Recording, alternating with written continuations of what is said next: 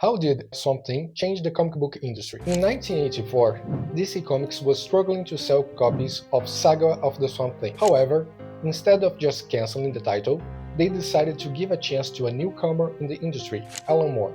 Moore was instructed that he had to close all loose ends of the previous writers, but then he could take whatever direction he wanted with the story. In issue 20, Moore decided to close these loose ties by literally killing Swamp Thing. The issue ends with the main character being shot down by military personnel. In issue 21, the next issue, which is a classic story called The Anatomy Lesson, Alan Moore decides to perform an autopsy in Swamp Thing and reveal the nature of that creature. Until that point, Swamp Thing was the code name of Alec Holland, who was a biologist who studied plants in the swamp and was caught in an explosion. The explosion of his lab mixed his DNA with chemicals, and the influence of the swamp flora transformed him into the monster we know. However, in issue 21, Alan Moore completely retcons the origins of Swamp Thing. During the autopsy, we find out that Alec died in the explosion. The creature that we see now is just a mix of the plants of the swamp, which due to the chemicals Alec was developing, imprinted his memory and his personality. That changes everything because the monster is truly a monster. It's no longer a human who can somehow find a cure, but instead a creature that is not human at all. In the same issue, Anatomy Lesson, Alan Moore also shows how the Swamp Thing reads his own autopsy report, has a mental breakdown, and takes revenge on the man who murdered Alec and the Swamp Thing. By having the Swamp Thing kill General Sunderland in cold blood, Alan Moore was putting himself in opposition to the Silver Age morality. So, the reason why Alan Moore's Swamp Thing is so revolutionary is because it's no longer interested in telling superhero stories with a horror flavor.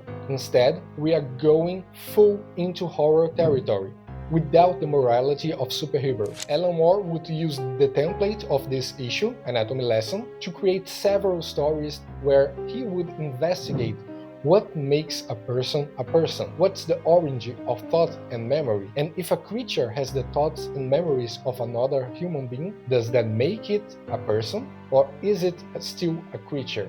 In addition to this philosophical approach to storytelling, Alan Moore also used Swamp Thing to discuss racism, feminism, environmental damage, all through horror lenses. And while all of that already makes a phenomenal comic book run, he managed to do all that inside the constraints of the DC universe. Swamp Thing would still meet Batman, and he would still work with other classic DC comic characters, especially the supernatural ones like Deadman or The Stranger or Etrigan. In fact, in the pages of Swamp Thing, Alan Moore would create the most iconic supernatural character in the whole DC history, John Constantine. He would also develop concepts and elements that would be part of the DC continuity and mythology forever. For instance, Alan Moore would create the Green, this metaphysical dimension that connects all life plants on the planet.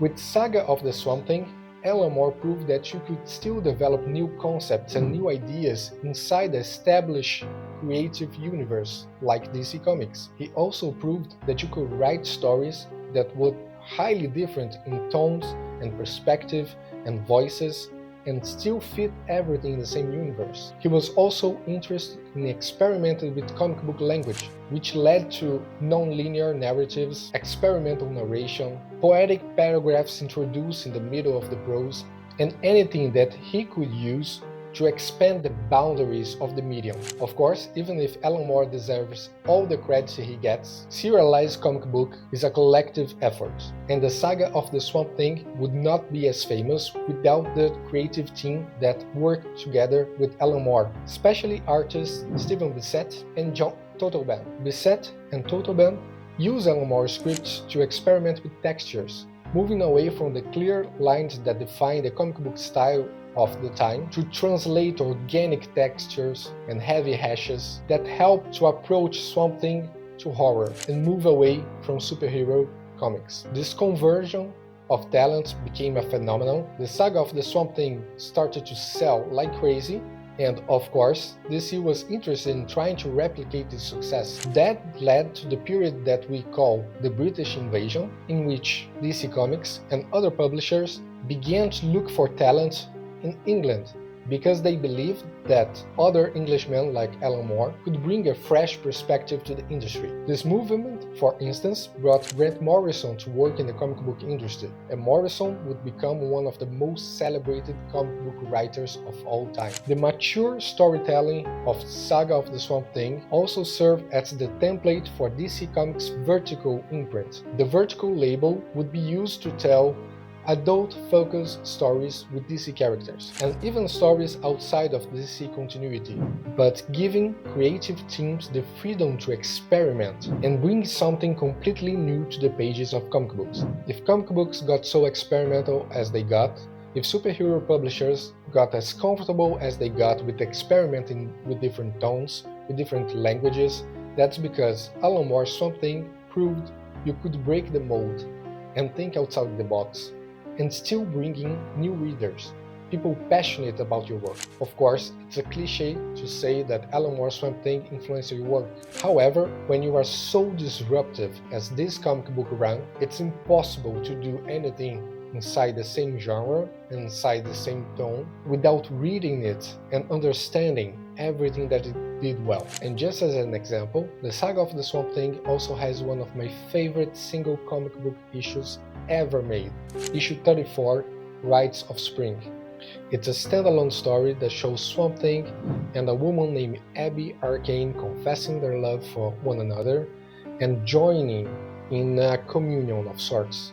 But of course, since she's a human and he's a monster made of plant, this communion uses a psychotropic fruit that Swamp Thing produces. So the pages are beautiful, really immersing yourself in this idea of a psychedelic trip where you are connected with the spirit of the world. And at the same time, this is an issue that discusses love, connection, and the many different ways that we can feel like one with another person. So Rites of Spring is the perfect example that you could read to understand the philosophy of Alan Moore's Swamp Thing.